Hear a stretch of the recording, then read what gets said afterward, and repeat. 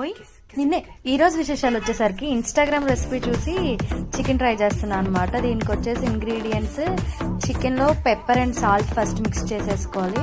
And అలానే next cornflour, only eggs అనమాట, అందులో ఏం మిక్స్ చేయలేదు. అండ్ బ్రెడ్ క్రమ్స్లో కొంచెం chilli powder plus salt mix చేసుకున్నాను.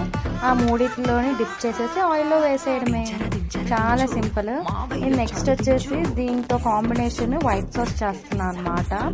బటర్ ఫస్ట్ వేసుకొని దాంట్లో కొంచెం మైదా వేసుకొని అది అయిన తర్వాత మిల్క్ వేసుకొని మంచిగా మిక్స్ చేసుకోవాలి. తర్వాత మీ టేస్ట్కి తగ్గట్టుగా చిల్లీ ఫ్లేక్స్ ఉంటే ఆరిగానో వేసుకోండి, పెప్పర్ పౌడర్ కూడా వేసుకోవచ్చు మన టేస్ట్కి.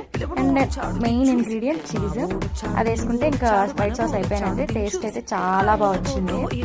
ఇంక వైట్ సాస్ లేకపోయినా నార్మల్ సాస్తో కూడా తినచ్చు. చికెన్ కూడా చాలా బాగా కుదిరింది.